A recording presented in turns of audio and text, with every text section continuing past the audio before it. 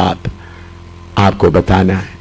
आइए हम सब मिलकर न्यायों की किताब 6, जजेस चैप्टर 6, न्यायों की किताब 6वां अध्याय में आए, 6वां अध्याय।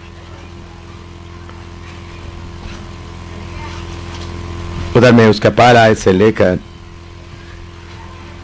6 आयत तक पढ़िएगा। न्यायों की किताब 6 का पहला आयत से लेकर 6 तक पढ़िएगा। आपको अच्छी तरह मालूम है। हाँ, पढ़िएगा। तब इस्राएलियों ने यहोवा की दृष्टि में बुरा किया, इसलिए यहोवा ने उन्हें मिद्यानियों के वश में 7 वर्ष कर रखा, और मिद्यानी इस्राएलियों पर प्रबल हो गए। मिद्यानियों के डर के मारे इस्राएलियों ने पहाड़ों के गहरे खड्डों और गुफाओं और किलों को अपने निवास बना लिए, और जब जब इस्राएली बीज बोते तब तब मिद्यानी और अमालेकी और पूर्वी लोग उनके विरुद्ध चढ़ाई करके अज्जा तक छावनी डाल डालकर भूमि की उपज नाश कर डालते थे, और इस्राएलियों के लिए ना तो कुछ भोजन वस्तु और ना भेड़ बकरी और ना गाय बैल और ना गधा छोड़ते थे, क्योंकि वे अपने पशुओं और डेरों को लिए हुए चढ़ाई करते, और टिड्डियों के दल के समान बहुत आते थे, और उनके ऊंट भी अनगिनत होते थे, और वे देश को उजाड़ने के लिए उसमें आया करते थे।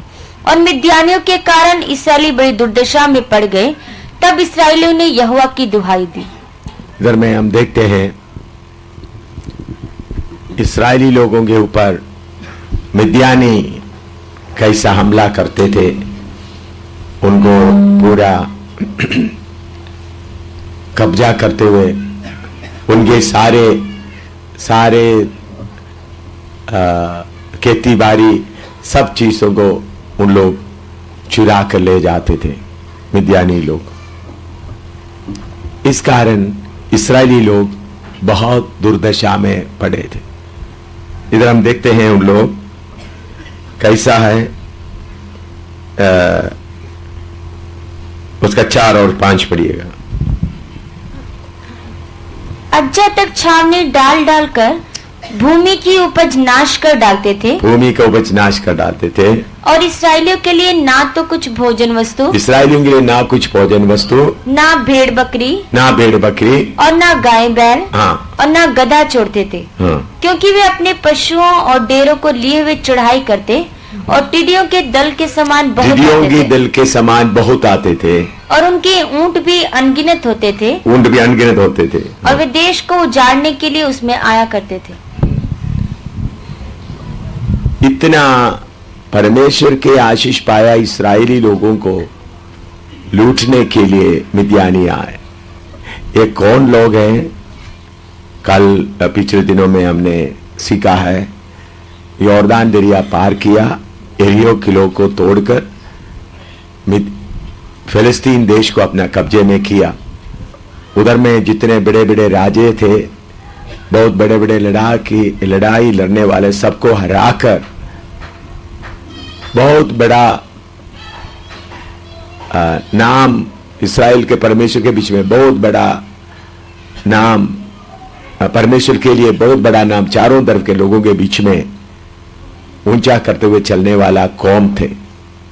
लेकिन आस्ता आस्ता आस्ता परमेश्वर से दूर हो गए, दूर होकर बाकी शक्तियों के गुलाम बन गए। अभी शत्रु उनके ऊपर राज्य कर रहा है। असली में इन लोग शत्रु के ऊपर राज्य करने वाला लोग उल्टा हो गया।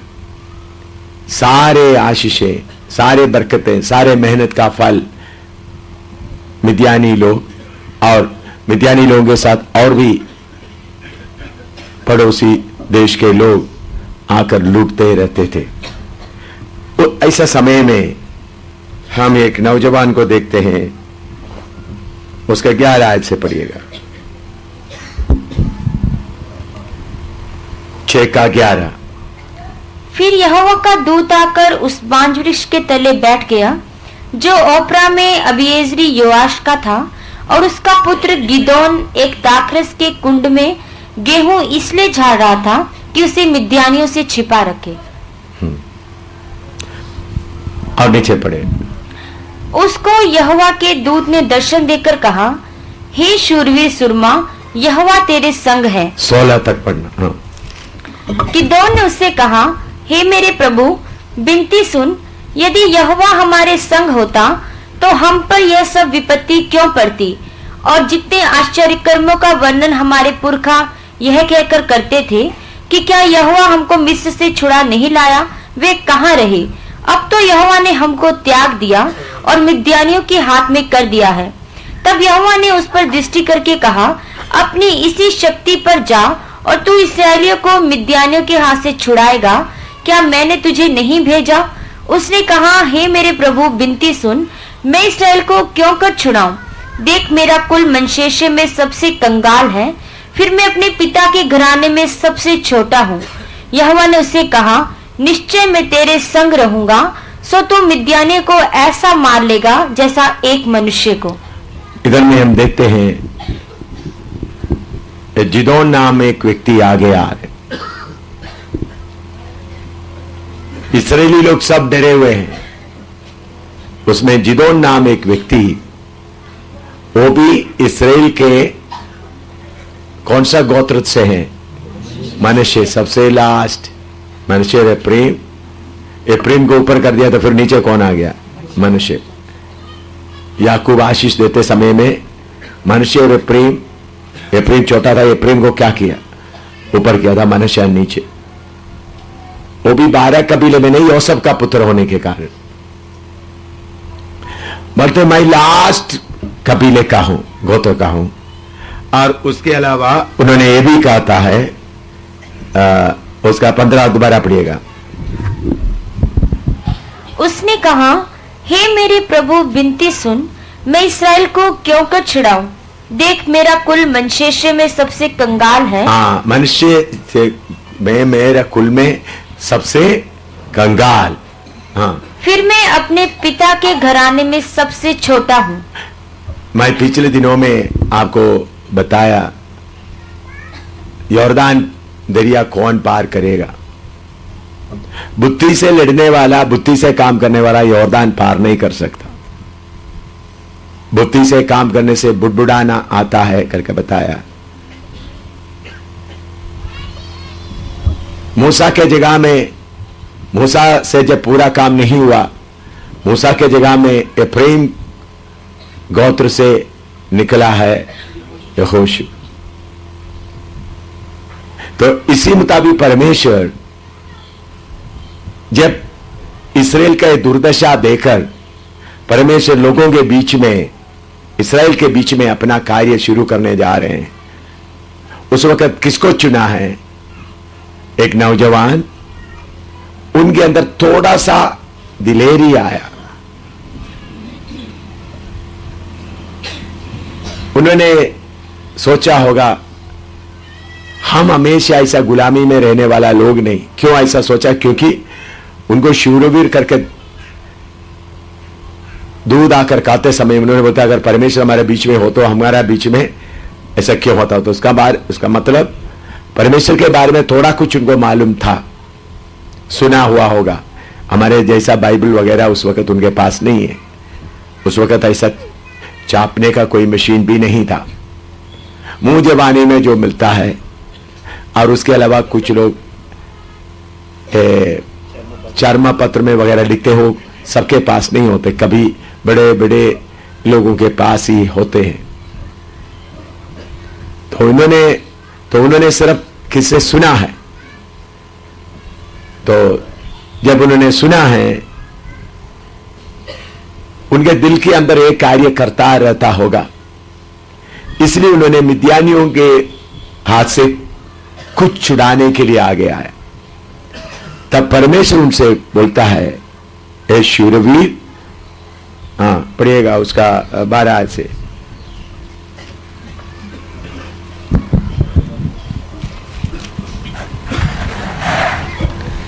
उसको यहोवा के दूत ने दर्शन देकर कहा, हे शूरवीर सुरमा, हे शूरवीर सुरमा, हाँ, यहोवा तेरे संग है। यहोवा तेरे संग है। देखिए, मैं पहले भी आपको बताते आ रहा है, पहले कदम हम उठाना, हम उठाते हुए प्रभु को ये इशारा देते, प्रभु आप मुझे ले जाने के लिए मैं तैयार हूं। जैसा अपना सलीब को हम खुद उठाना है, जुए के नीचे हम खुद आना है। दिल के दरवाजे में प्रभु खटखटाते वक्त खुद खोलना है। इसी मुताबिक इधर में उन्होंने पहले कदम उठाकर आगे गए।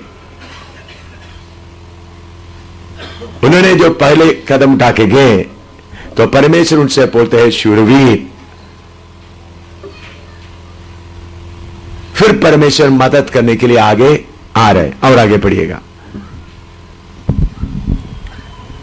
गिदोन ने उससे कहा, हे मेरे प्रभु विनती सुन, यदि यहोवा हमारे संग होता तो हम पर यह सब विपत्ति क्यों पड़ती। और जितने आश्चर्य कर्मों का वर्णन हमारे पुरखा यह कहकर करते थे कि क्या यहोवा हमको मिस्र से छुड़ा नहीं लाया, वे कहाँ रहे। देखिए, मिस्र से छुड़ा कर नहीं लाया, वो काम अभी कहाँ रही। अब तो यहोवा ने हमको त्याग दिया। ये बात तुमको मालूम हो गया। हम अभी इस कमजोरी हालत में पहुंचने के कारण क्या है, यहोवा ने हमको त्याग दिया। एक पहचान में आ गया, यहोवा हमको त्याग दिया करके उस पहचान में आ गया। हाँ, और मिद्यानियों के हाथ कर दिया है। मिद्यानियों के हाथ में अभी हमको दे दिया है। कौन दे दिया है? यहोवा दे दिया है, ये मालूम हो गया। हाँ। तब यहोवा ने उस पर दृष्टि करके कहा, अपनी इसी शक्ति पर जा। अपनी इसी शक्ति पर जा। आप बताएं कौन सा शक्ति है उनके पास? एक पहचान। कौन सा पहचान? यहोवा हमको त्याग दिया। यहोवा हमारे साथ रहेगा तो ऐसा हालत नहीं होगा। यह पहचान, ये थोड़ा सा गेहूं बचाने का वो शक्ति नहीं। इस बल से जा, उधर में उन्होंने पहचान लिया। यहोवा परमेश्वर को पहचानना और हमारा कमियों को पहचाना ही बहुत बल है। इसलिए पौलुस बोलता है, जब मैं कमजोर हूं तब मैं जोरावर हूं, बलवंत हूं। क्योंकि जब कमजोर है करके मालूम हो गया एक व्यक्ति को, तब उन्होंने परमेश्वर की मदद के लिए सहारा ढूंढेगा। यह पहचान चाहिए। समझ आ रहे हैं आपको? इनका कौन सा बल है? परमेश्वर को पहचानने का। परमेश्वर हमको छोड़ दिया है। परमेश्वर अभी हमारे साथ नहीं है। परमेश्वर हमारे साथ होता हमको ये दुर्दशा नहीं पड़ना है। तो उनका इसका मतलब परमेश्वर के पास बहुत शक्ति है करके उनको अच्छी तरह मालूम है। उन्होंने बोलते मिस्र से हमको छुड़ा के लाया।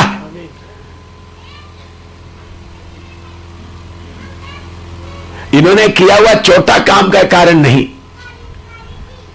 इस बल से जाओ, उसका मतलब अगर परमेश्वर हमारे पास में होता तो ऐसा नहीं होगा। तो हमारा बल कौन सा है? फिर परमेश्वरी हमारा बल है। इस पहचान में उन्होंने आ गया। अगर परमेश्वर हमारे साथ होता तो हमको इस हालत में नहीं आने देना था। हमको उन्होंने मिद्यानियों के हाथ में दे दिया है। यह पहचान किसके अंदर आ गया? जिदोन के अंदर। आपको लिखना है तो लिख सकता है।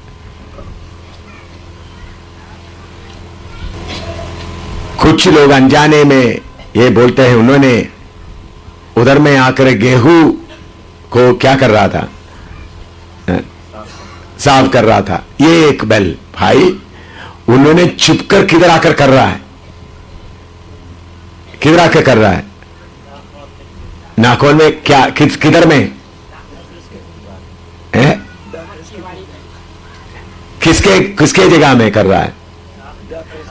भाई गेहूं किधर करना है? खेतों में करना है। इधर क्या कर रहा है? अभी उस वक्त कौन सा मौसम नहीं है? दाखिलता का मौसम नहीं है। तो उनका दृष्टि, उन लोगों का दृष्टि किधर नहीं है? दाखिलबाद में नहीं है। मिद्यानी सब किसके ऊपर देख रहा है? तो उन्होंने छुपकर अंधेरा में रात को कहीं कहीं आकर क्या किया है? थोड़ा शायद भूख के कारण ये पहचान है। अगर अंदर में परमेश्वर है तो ऐसा नहीं होता। ये थोड़ा सा गेहूं लेके आने का ताकत नहीं, बल्कि परमेश्वर हमारे साथ नहीं, परमेश्वर हमको छोड़ दिया, परमेश्वर मिस्र से ऐसा किया करके ये पहचान उनके अंदर था। इस पहचान के कारण परमेश्वर उनसे बोल रहा है तुम इस बल से जाए। और आगे पढ़िएगा। और तू इस्राएलियों को मिद्यानियों के हाथ से छुड़ाएगा। क्या मैंने तुझे नहीं भेजा? उसने कहा, हे मेरे प्रभु, विनती सुन, मैं इसराइल को क्यों कर छुड़ाऊं? इसराइल को क्यों कर छुड़ाऊं? देख, मेरा कुल मनशेष में सबसे कंगाल। दूसरा पहचान है, मैं कुछ भी नहीं हूं। मैं पिछले दिन में आपको बताया, परमेश्वर मूर्खों को चुनता है। बाइबल क्लास में बैठते बैठे आपको डिग्री, आजकल बड़े बड़े बाइबल स्कूलों में जाकर डिग्री लेता है, डिग्री लेने के बाद ज्ञान मिलता है, लेकिन कोई शक्ति नहीं रहता। आप इधर आकर वचन सीखते सीखते अपने आप को काली करते। बाइबल स्कूल में जो चलता है उसका उल्टा है इधर। अगर आप सोचते हैं आज इधर में सीखकर बड़ा डिग्री लेकर जाएंगे, भाई जो कुछ है इधर में सिर्फ आपको काली करने का बताता है। आज सुबह मैं विकास के बारे में थोड़ा कुछ बताया, उनका उदास देने के लिए नहीं, बल्कि लड़ाई जीतकर कैसा हम आगे जा सकता है करके सारे दुनिया के सामने सबूत है। मैं विकास के बारे में ऐसा बोलता था कि शैतान शर्मिंदा होकर, हजारों हजारों शैतान जितने साल कोशिश किया, सब क्या कर रहा है? भाग रहा है। तो शैतान का हार की बात हम बताना है। किसका बात? शैतान की हार की बात हमने बताना है। इसलिए मैंने विकास के बारे में बताया। मैं उनको कितना आदर देता हूं खुदा परमेश्वर जानते हैं। शैतान की हार की बताते समय में बाकी शैतान जिधर से पड़ा उनको भी क्या मिलता है? दिलेरी मिलता है। अगर विकास शैतान को हरा सकते तो मैं भी क्या कर सकता हूं? शैतान को हरा सकता हूं। इसलिए परमेश्वर का वचन में लिखा है, परमेश्वर को ढूंढने वालों, सच्चाई पर चलने वालों, किस स्थान से तुमको निकाल कर लाया है वो तुम याद रख लो। किधर से लेके आया है, किधर से तुमको निकाल कर लाया है, पहचान लो। इधर में उन्होंने बोलते हैं, मैं, हमारा कुल कौन सा है? मनुष्य है। इस्राएल में लड़ने वाला कौम यहूदा का है। याजकों का काम लेवी गोत्र से होता है। रूबेन सब बड़े बड़े हैं, मनुष्य सबसे लास्ट है, आखिरी। और उधर बोलते हैं, और उस कुल में हम सबसे लास्ट है, उसके अलावा हम सब कंगाल है। कंगाल हालत में होने के कारण थोड़ा सा गेहूं, चाहे सारे भूख में मरते वक्त उन्होंने देखा होगा सब लोग भूख से मरते हैं, मैं जाकर थोड़ा सा गेहूं कहीं से भी लेके आकर छुपाकर, क्योंकि गेहूं को उन्होंने गेहूं के खेती में तैयार नहीं कर रहे, छुपकर आकर दाल की बारी में लेकर उधर में छुपा कर रहा है। लेकिन अंदर एक पहचान है। इस पहचान को कौन देखा है? सर्वशक्तिमान परमेश्वर जिदोन के अंदर का पहचान को देखता। अगर परमेश्वर हमारे साथ होता तो ऐसा नहीं होते, हमारे साथ परमेश्वर आ जाते तो ऐसा नहीं होते। ऐसे एक पहचान उनके मन में आ गया।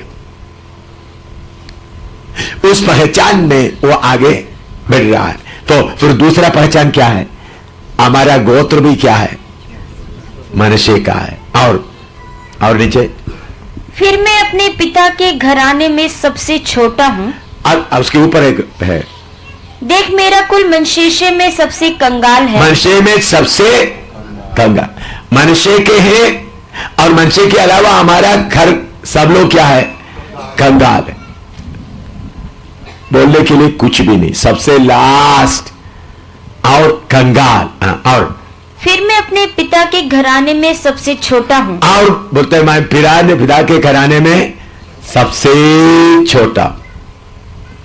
दाऊद के बारे में भी हम कहते हैं, अपने घर में जब नबी आ रहा है, शमूएल नबी आ रहा है, बाप अपना बड़े बड़े सारे बेटों को बुलाया, बड़ा भोजन घर में हो रहा है, तब छोटा लड़का तुम जाकर उधर में क्या करो? भेड़ बकरी चराओ। परमेश्वर किसको ढूंढता है?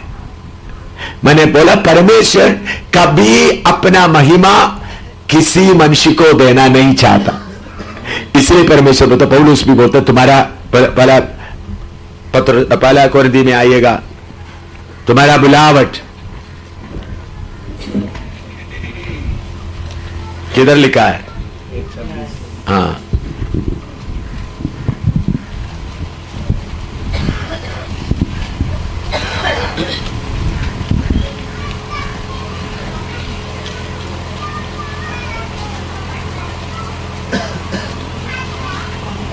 एक 26 से लेकर 29 तक पढ़िएगा, 26 से लेकर 29 तक।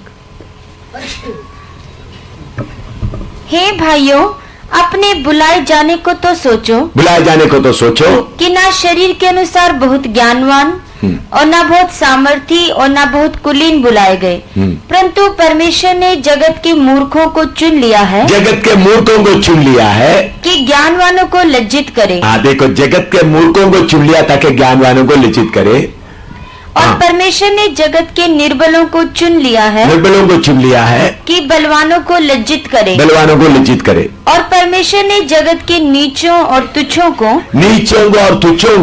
वरन जो है भी नहीं, उनको भी चुन लिया है कि उन्हें जो है व्यर्थ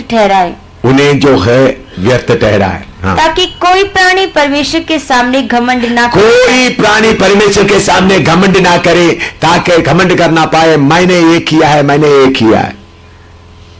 मैंने कल बताया या आज सुबह भी बताया, परमेश्वर की महा कृपा से मैं यहां तक प्रभु ने लेके आए, इसमें मेरा कोई खूबी नहीं रहा, लेकिन इतना था समर्पण किया हुआ। प्रभु मेरे समर्पण के अनुसार मुझे जब आगे बढ़ते समय समर्पण का टेस्ट होता है, आपको मालूम है, हर समर्पण का परख होता है, तो हर समर्पण को परमेश्वर परखने के लिए आते वक्त मैं काम जाता है, तो परमेश्वर से पुकारता, प्रभु इस समर्पण के ऊपर खड़ा होने के लिए मुझे कोई ताकत नहीं है, मुझे मन तो है, लेकिन आप मुझे फसल दो ताकि मैं इसमें खड़ा रहूं। बहुत लोग समर्पण से क्यों गिर जाता है? समर्पण किया, लेकिन समर्पण का टेस्ट आते समय में प्रार्थना करने के लिए तैयार नहीं होता। समर्पण का टेस्ट के सामने प्रार्थना करेगा तो परमेश्वर क्या करेगा? बल देगा। लोग गिरने का कारण क्या है? आपने समर्पण किया है। अभी उदाहरण के तौर पर मैं छोटा सा एक उदाहरण बताता हूं। एक लड़की है, समझ लो, मैं समर्पण कर दिया, प्रभु थोड़ा सा लव अफेयर चल रहा है, प्रभु से बोले, प्रभु ने बोल दिया ये पाप है, मैंने समर्पण किया, प्रभु मैं उनके पीछे अभी नहीं जाऊंगा, समर्पण कर दिया। तो बाद में एक हफ्ते के बाद वो लड़की मेरे सामने आ रहा है, तो मेरे अंदर में एक इच्छा, तो समर्पण तो किया है, प्रभु एक बार उसको देखने से कैसा रहेगा, एक बार। तो वेदी पर रखा हुआ चीज को क्या कर रहा है? आप हाथ में ले रहे, तो ये विचार आने के कारण प्रार्थना करने का भूल जाता है। मैं भी नौजवान जिंदगी बिताया, इसलिए मैं आपको बताता हूं। तो वो लड़की मेरे सामने आया या लड़का सामने आया, समर्पण किया तो देख प्रभु दूर से आ रहा है, मैं समर्पण किया हुआ हूं, प्रभु मुझे खड़ा होने का शक्ति नहीं है, मेरा बाहरी मनुष्य मुझे धोखा देगा, प्रभु मुझे कृपा दो करके बोलने से आप एकदम बदल जाएगा, एकदम। लेकिन आप क्या करते हैं, बात आते चलो इस बार देखने दो, क्या इस बार देखने दो, इसका मतलब समर्पण किया हुआ उसको आपने क्या कर रहा है, वापस ले। आपका समर्पण कच्चा समर्पण है, समर्पण पक्का नहीं है। देखिए मैं मेरा जीवन कितने कठिन आपको बताना है। इसी तरह पैसे के मामला या बड़ा धन दौलत आपके सामने आता है, बहुत बड़ा धन दौलत आता है, चलो ये लेने से क्या नहीं, प्रभु मैं उसको लेना नहीं चाहता हूं, मैं समर्पण किया है, प्रभु मुझे शक्ति नहीं है। अगर आप साथ नहीं खड़ा होगा तो मैं गिर जाऊंगा, प्रभु आप मेरे हाथ पकड़े करके बोलेगा तो ऐसा प्रार्थना करने के बाद गिरा हुआ एक भी है तो मुझे बताओ, एक भी है तो बताओ मुझे। लेकिन आपसे क्या होता है, टेस्ट आते समय में प्रार्थना नहीं होता। क्यों प्रार्थना नहीं आता, आप रखा हुआ चीज को वापस लेने का मन आपके अंदर है। तो समर्पण किया तो समर्पण में कोई ताकत नहीं है, लेकिन समर्पण के समय समर्पण याद करके प्रार्थना कर सकते, प्रभु मुझे शक्ति नहीं है, मैं गिर जाऊंगा, मैं गिर जाऊंगी, प्रभु मुझे खड़ा होने के लिए बल देकर बोलते समय आपके अंदर का मनुष्य पवित्र आत्मा के साथ में जोर से खड़ा है। आपके मुंह से बात निकलते ही आपके मन में विचार आते ही वो तैयार हो जाते तलवार उठाने के लिए। लेकिन आपके मन में आते इस बार एक बार देख लेते हैं या एक बार इसका मजा उठा लेते हैं, बस आप जाकर क्या होता है, बस नोट करके रखो, आज का तारीख करके नोट करके रखो। जब आपका समर्पण के अनुसार हर समर्पण के ऊपर टेस्ट है, जांचता है, परमेश्वर शैतान को भेजेगा इनका समर्पण को जांच कर रिपोर्ट दे, परखने वाले को भेजेगा। यीशु के सामने परखने वाले आए, सारे चेलों के सामने परखने वाले आए, मेरे साथ में परखने वाले कितने बार आए और कितने बार आएगा। लेकिन परखने वाले आते समय में अगर समर्पण किया है तो सही समर्पण किया है तो मैं नहीं करूंगा करके बोलने का नहीं, आपका हिम्मत नहीं होता। इतना कर सकता है, प्रभु मैं आपको समर्पण किया है, मुझे शक्ति नहीं है, मैं गिर जाऊंगा। इसलिए यहूदा 24 में लिखा, लिखिए पढ़िएगा यहूदा 24, यहूदा का पत्री 24 पढ़िएगा।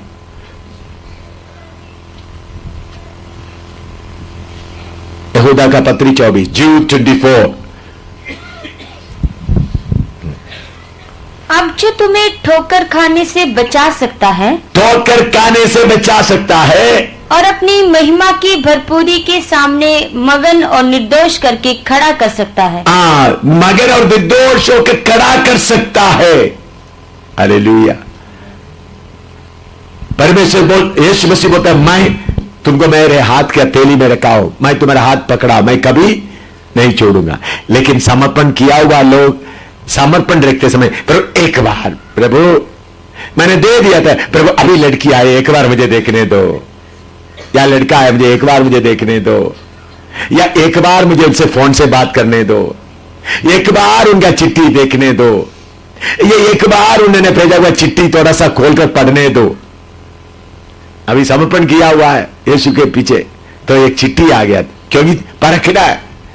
प्रभु शैतान को बोलेगा चलो उनको एक लेटर भेज दो, अच्छा समर्पण, ये चिट्ठी थोड़ा खोल कर देख रहे तो क्या लिखा है, बस तुम्हारा समर्पण क्या हो गया। तो चिट्ठी आया, लड़की का है, लड़का का है, चिट्ठी आया, मैं समर्पण किया हुआ हूं प्रभु। इस चिट्ठी खोलने के लिए मुझे, मैं अनजाने में चिट्ठी खोल लूंगा, प्रभु मुझे कृपा दे ताकि ये चिट्ठी मैं ना खोलूं। ऐसा है तो वो चिट्ठी फाड़ कर फेंकने के लिए आपको शक्ति मिलेगा, एकदम बदल जाएगा। जैसा अंधेरा में स्विच डाला तो रोशनी आता है, इसी मुताबिक जब आपका समर्पण में टेस्ट आते समय में प्रभु करके बोलने से काफी है बत्ती आ जाएगा। क्योंकि आपके अंदर में, अंदर का मनुष्य जो परमेश्वर का शुरू में बनाया हुआ मनुष्य है वो तैयार है, आपको मदद करने के लिए तैयार खड़ा है। दूर से कोई आने का जरूरत नहीं।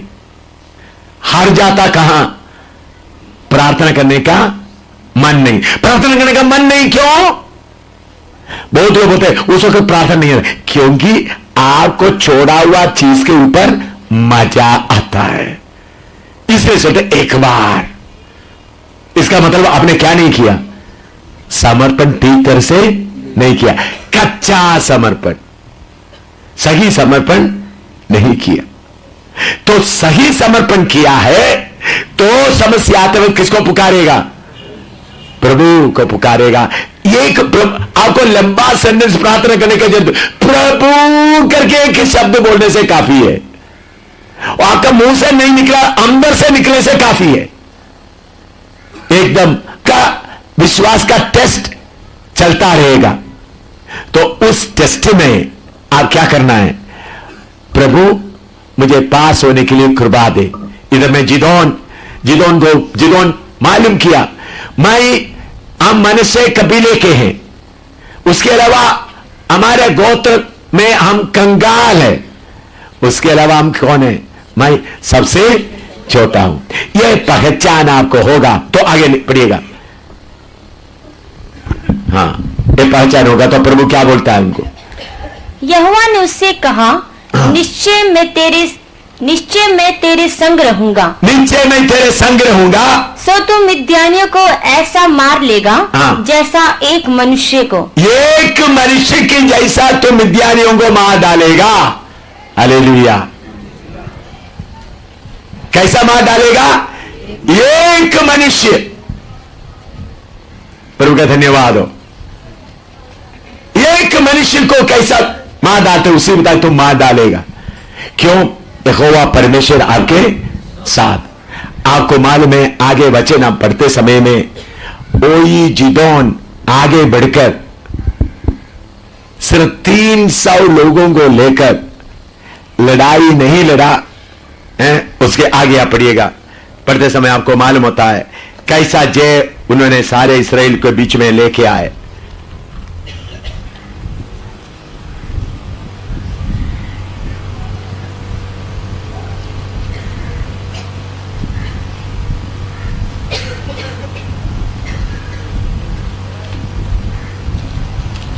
पहले उन्होंने ऐलान कर दिया 32,000 आ गया, उनमें से भी बहुत लोगों डर वाला गया, बाकी दिलेर वाला 10,000 आ गया। 10,000 के बाद फिर कितना निकला, 300। हम देखते हैं उन्होंने वो 300 के साथ में कैसा, आपको लड़ाई का सारे बात मालूम है, इसलिए 7वां अध्याय उसका 20 और 21 पढ़िएगा।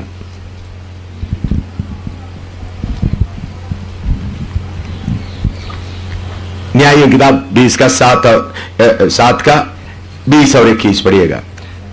तब तीनों झुंडों ने नरसिंगों को फूंका और घड़ों को तोड़ डाला, और अपने अपने बाएं हाथ में मशाल और दाहिने हाथ में फूंकने को नरसिंगा लिए वे चिल्ला उठे, यहोवा की तलवार और गिदोन की तलवार। तब वे छावनी के चारों ओर अपने अपने स्थान पर खड़े रहे, और सब सेना के लोग दौड़ने लगे, और उन्होंने चिल्ला चिल्लाकर उन्हें भगा दिया। देखिए इधर में हम देखते हैं कितने दूर तक लोग फैले हुए थे। डिड्डियों की समान, ऊंट भी इतना है। कुल कितना लोग हैं? 300 लोग। एक आदमी दूसरे आदमी से कितना दूर में होगा? नजदीक में नहीं, बहुत दूर में, सिर्फ देख सकता है, जिधर उनको देख सकता है और आपस में देख सकता है।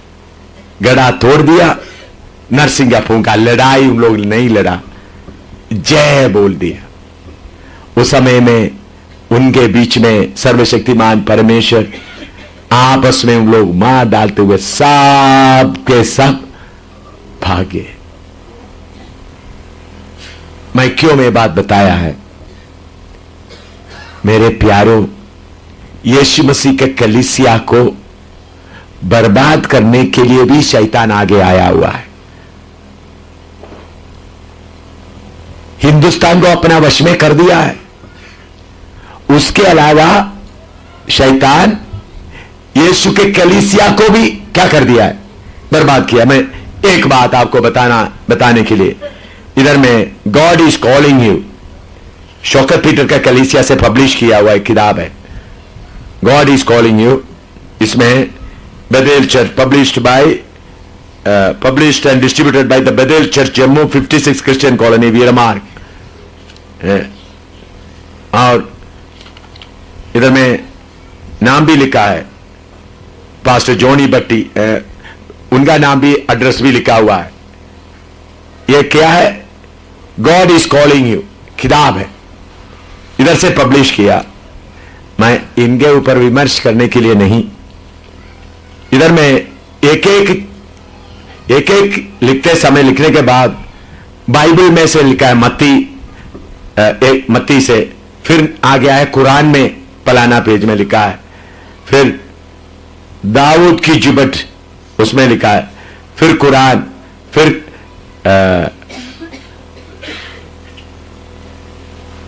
क्या एक है कठोपनिष, ये क्या है पढ़ो? नहीं सबोपदेश नहीं, कठोपनिषद। ये कौन सा है? कौन सा बाइबल है? उपनिषद। और ये क्या है?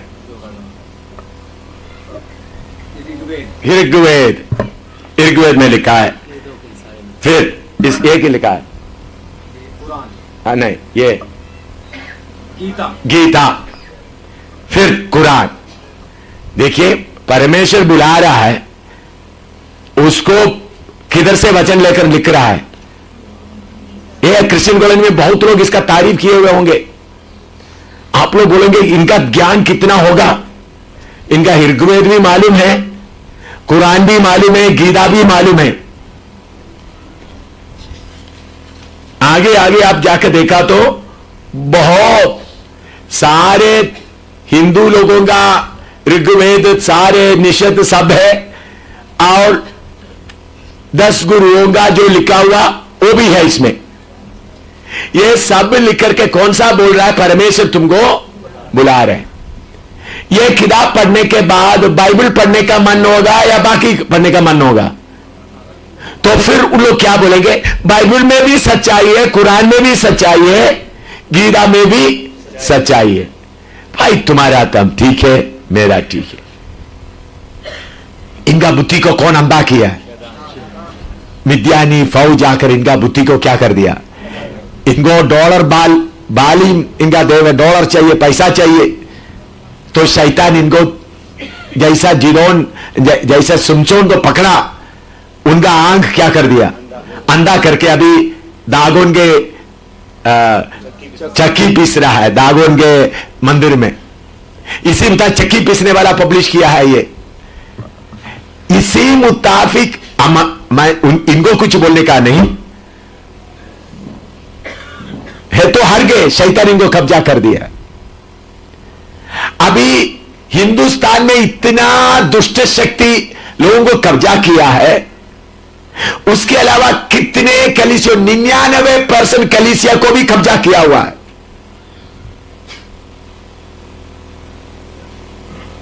अभी मसीह लोगों का हालत क्या है? कितना बच गया? दूसरे यीशु के कब्जे में लोग आ गए। जग्गाई के पीछे आगे, पैसा के पीछे आए, अलगदाई कुछ भी नहीं, इज्जत के पीछे जा रहे हैं। तो स्वर्ग का परमेश्वर का दिया हुआ आशीष पूरा ये मिद्यानी फौज अपना ऊंटों के साथ आकर अभी ले रहा है। उस समय में जिदोन जैसा कुछ लोग चाहिए। अभी आपने थोड़ा सा गेहूं साफ किया, वो किसके बराबर है? आप लोग जगह जगह में थोड़ा सा कलीसिया साबित किया, वो किसके बराबर है? थोड़ा सा गेहूं आपने बकाया। अभी प्रभु की आवाज सुनकर पूरा भारत और नेपाल को घेरना है, पूरा भारत और नेपाल को घेरना है, 33 करोड़ को भगाना है, 10 गुरुओं को भगाना है, शक्तियों को भगाना है, मोहम्मद को फौज को भगाना है, सारे सत्संग चलाने वाला शक्तियों को भगाना है। अभी तक आपने जो किया क्या है? थोड़ा सा गेहूं करने का। क्या आज आपको प्रभु देखते हुए ये बोल सकता है, मेरा जिदोन तुम जाओ, मैं तुम्हारे साथ हूं। आज शाम को मैं वचन तैयार करने के लिए, सिखाने के लिए, वचन तैयार करने के लिए आते समय में परमेश्वर की आत्मा मुझे बोला है, मैं कुछ जिदोन को तैयार करने जा रहा हूं। उनको बोलो, अभी तक उन्होंने जो सेवा किया है, थोड़ा सा गेहूं बचाने की कोशिश किया, अभी सारे देश को कब्जा करना है। हिंदुस्तान सिर्फ नहीं, नेपाल को भी कब्जा करना है। कलीसिया में घुसकर ये जोनी बट्टी और शौकत पीटर को हमला किया हुआ, वो शक्ति को भी पकड़ना है। क्रिश्चियन कॉलोनी में पास्टरों को पकड़ा हुआ शक्ति को भी पकड़ना है। इन लोग डर के मारे शैतान का मेहरबानी का कुछ खा रहा है। जिदोन आगे आया, 300 से लड़ाई जीता, तो सारे इस्राएली लड़ने के लिए निकल आगे। एक काम हिंदुस्तान में होना है। तो अभी तक आपने किया हुआ क्या है? मान लो आपने अभी तक जो किया है, थोड़ा सा गेहूं इकट्ठा करने का काम किया है। आओ अपने आप को पहचानो, प्रभु मैं कुछ भी नहीं हूं, मैं पढ़े लिखे नहीं हूं, मैं अनपढ़ हूं, मेरे पास कोई साधन नहीं है, लेकिन मैं विश्वास करता हूं आप हमारे साथ होगा तो हिंदुस्तान का हालत ऐसा नहीं होगा। हम शौकत पीटर के ऊपर इल्जाम लगाने के लिए नहीं, उनको पकड़ा हुआ शैतान को पकड़ना है। प्रेम या बाकी क्रिश्चियन लोगों को इल्जाम लगाकर छोड़ने से काफी नहीं, उन शक्तियों को पकड़कर लाइन पर खड़ा करना है और बड़ा आजादी हिंदुस्तान में ऐलान करना है। तुम ये गलत कर दिया, ये गलत करके बोलने के लिए नहीं, बल्कि ये सारे शैतान के शक्तियों को घेरने के लिए प्रभु ने स्वर्ग का आग भेजा है।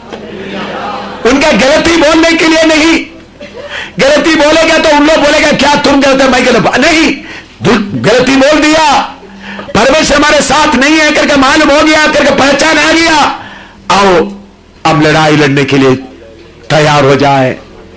परमेश्वर जिदोन को बोलता है, इस बल से जाओ, मैं तुम्हारे साथ रहूंगा। एक आदमी की तरह तुम मिद्यानियों को प्रभु यीशु ने बोल दिया है, मैं मेरा कलीसिया बनाऊंगा, अतो लोग का फाटक उसके ऊपर प्रबल नहीं होगा।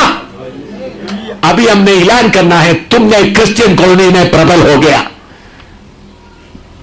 पंजाब में तो प्रबल हो गया, अभी हमारा है स्वर्ग का परमेश्वर के ऊपर भरोसा रखते हुए, स्वर्ग का अभिषेक पाते हुए, ऊपर से आए अभिषेक पाते हुए, शैतान की शक्तियों को पांव के नीचे रोंदने का अधिकार पाते हुए यीशु का फौज निकलने का समय आ गया।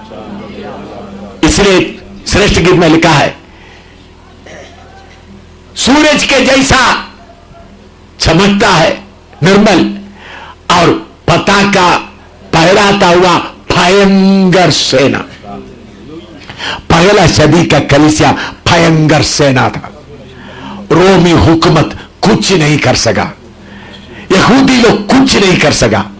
जेल के अंदर बंद किया तो भी, अच्छी तरह सुनना, जेल के अंदर बंद किया तो भी उनको पकड़कर लोगों के सामने खड़ा करने के समय जाकर देखा तो जेल तो बंद पड़ा हुआ है, सिपाही भी बाहर खड़ा हुआ है, लेकिन अंदर जो कैदी उधर नहीं, बाद में मालूम मंदिर के सामने खड़ा होकर प्रचार कर रहा है। तिहाड़ जेल में पकड़ के डाल दिया, बोल दिया अदालत में लेके आओ। प्रधानमंत्री बोल रहा है तो प्रधानमंत्री बाद में पार्लियामेंट के सामने खड़ा होकर प्रचार कर रहा है। ये काम हम लोग करना है, हिंदुस्तान ने करना है। पहला सदी में प्रभु ने किया तो अभी प्रभु कर सकता है। हमको ऐसा प्रभु का काम चाहिए। हमको थोड़ा सा लंगड़े को चंगा किया, अंधा को आंख दिया, ये काम नहीं हमारा।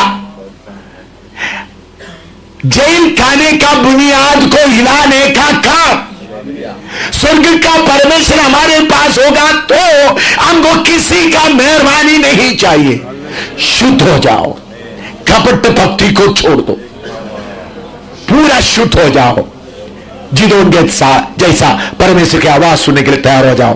अपना बाइबल बंद करो, ऐनक वगैरह दूर रखो, बच्चों को अपने पास में रखो, प्रार्थना करो। स्वर्ग का बेल आज रात पाओ।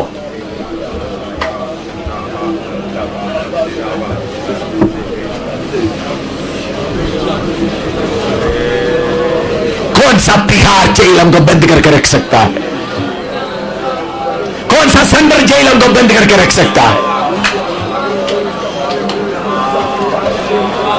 स्वर्ग का परमेश्वर आज भी जिंदा है।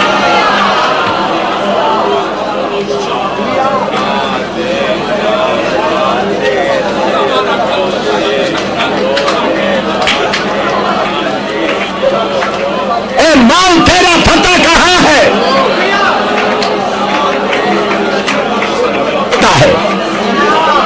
कौन सा फौज हमको रोक सकता है?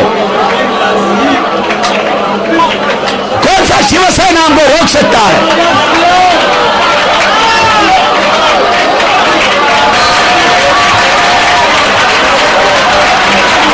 सुने सुने, मिद्यानियों लोग बच्चा कुचा खाने के लिए नहीं, हम मिद्यानी लोग खाकर छोड़ा हुआ, मिद्यानियों का जानवर खाकर छोड़ा हुआ खाने के लिए। सारे मिद्यानियों तुमको भगाने हम आए। प्रार्थना करो।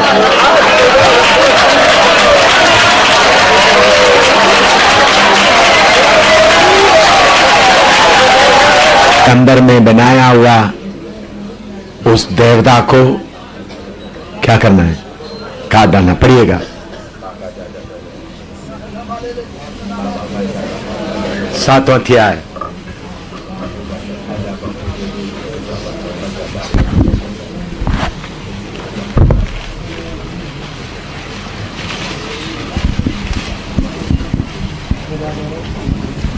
माफ करना है।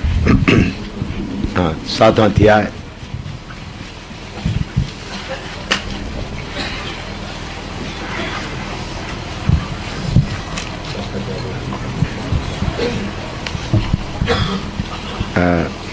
माफ करना, 7 नहीं 6,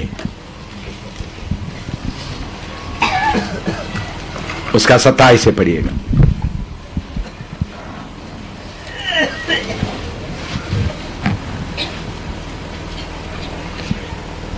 उसका 25 से लेकर पढ़िएगा।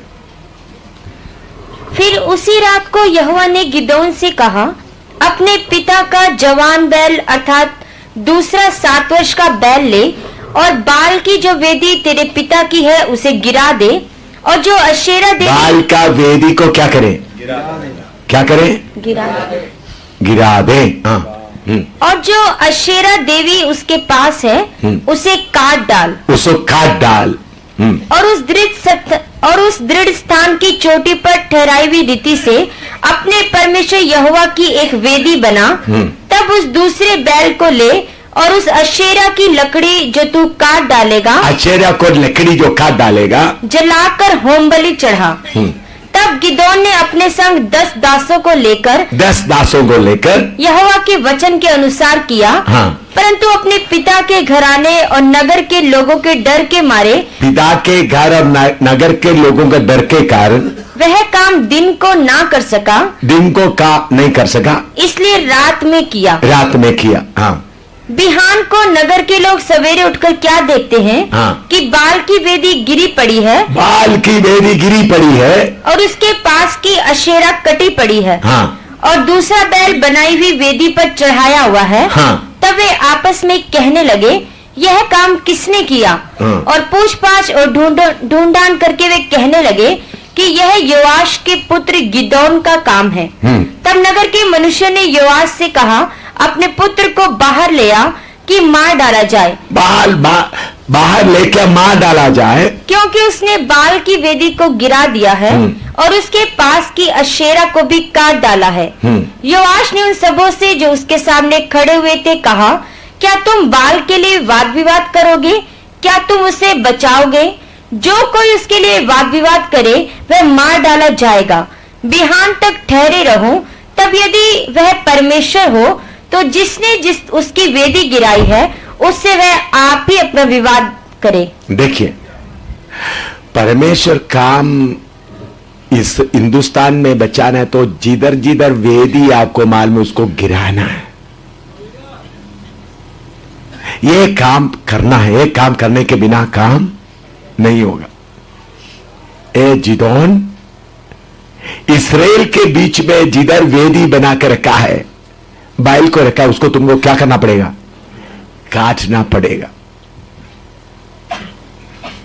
जिदोन दिन में नहीं कर सका, इतना हिम्मत नहीं था, रात को किया। परमेश्वर जैसा बोला उसको वेदी। अभी देखो इस्राएल को देखिए, लोग पूरा परमेश्वर से दूर हो गया, मिद्यानी आकर उनको लूट रहा है, वो चिंता नहीं है। पवित्रताई लाने वाला जिदोन मारा जाए। इसराइल लोग अभी क्या बोल रहा है? सारे नगर निवासी क्या बोल रहा है? जिदोन को बाहर ले आओ, हम उसको मार डालेंगे। जिदोन को मालूम था ये घटना होगा, फिर भी दिलेरी से आ गया है। इसलिए मेरे सेवकों, जिधर शैतान कलीसिया में वेदी बनाकर, देखिए शैतान ने वेदी बनाकर जोनी पट्टी से लिखवाया। ये जोनी पट्टी क्यों बोलते? इन लोगों को मैंने वचन सिखाया है, लेकिन पैसा के पीछे जाने के कारण शैतान का गुलाम हो गया, दूसरा यीशु का कब्जा हो गया, पवित्र आत्मा हट गया, दूसरा आत्मा और दूसरा यीशु कब्जा कर दिया। पैसा का धंधा करते हुए खुश रह रहा है। इन वेदियों को तोड़ना है, इन बैलों को काटना है। इन बैलों को काटने के बिना नहीं होगा। प्रार्थना करो शक्ति के लिए। इन बैलों को काटना है, इन वेदियों को गिराना है, चाहे शहर पूरा खिलाफ हो जाए।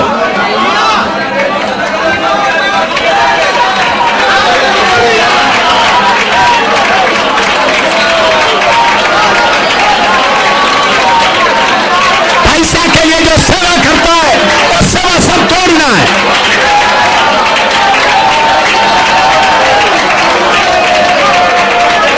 बाहर से पैसा मंगा के जो सेवा कर रहा है, सेवा छोड़ना है।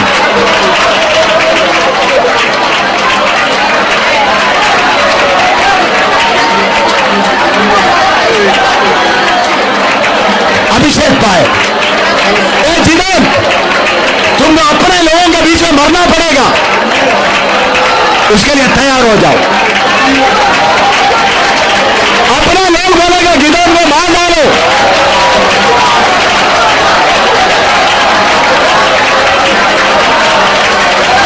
मिद्यानी नहीं, जिनके लिए तुम लड़ना चाहे वो तुम्हारा दुश्मन है। तुमको मार डालने के लिए मिद्यानी नहीं बोल रहा है, अपना इस्राएल बोल रहा है।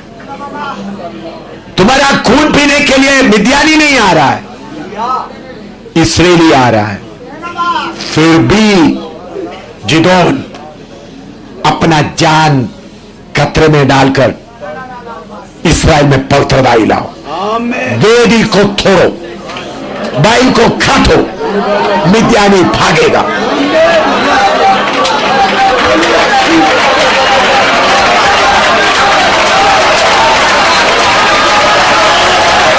जिनों के बीच में उलट होने दो।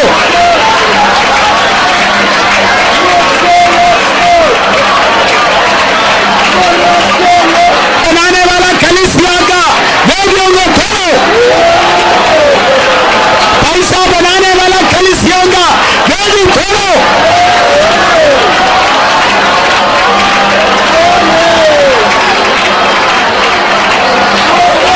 उनका पैसा बनाने वाला बैल को काटो।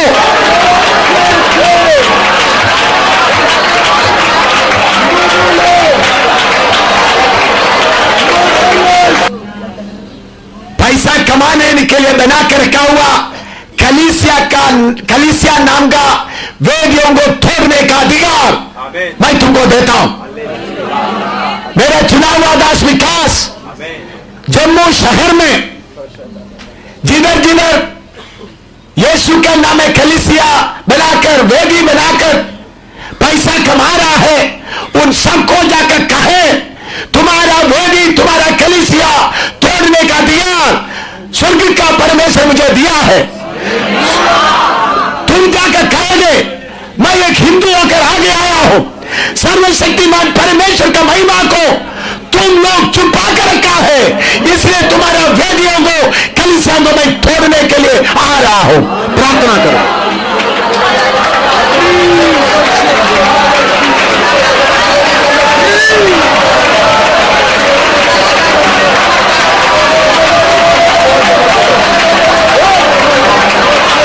मेरे नाम पर जो गंदगी चल रहा है उसको हटा दो, मेरे नाम पर जो बदनामी लगा हुआ है उसको हटा दो, उसके लिए आगे आओ, मैं महिमा प्रकट करूंगा।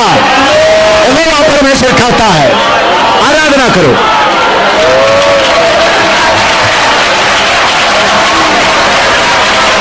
इस्राएल को खाने के लिए नहीं है, बाल के लिए पाला हुआ बैल के लिए खाना है, वो तकड़ा है। अभी मैं विनती करता हूं विंसेंट और विकास खड़ा हो जाए, दोनों को प्रभु ने एक नया आज्ञा दिया है। विकास का लिए परमेश्वर का आज्ञा है जम्मू में जितना मसीह कलीसिया है उनमें जाकर उनका वेदियों को तोड़ने का ऐलान करना, क्रिश्चियन कॉलोनी में जितना तोड़ने का अधिकार प्रभु ने दिया। आप इनके ऊपर अपना हाथ बढ़ाए, प्रार्थना करें, इन लोगों को काम कर सके।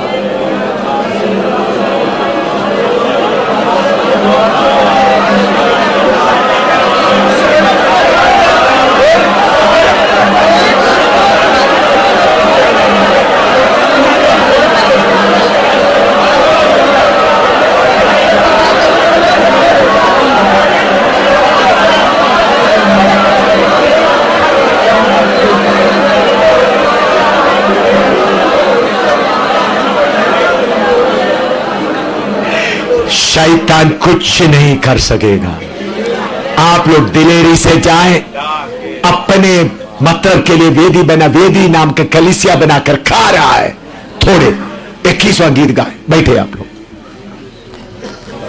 इनके कलीसियाओं को तोड़ना है, इनके कलीसियाओं को तोड़ना है। खेया थोलो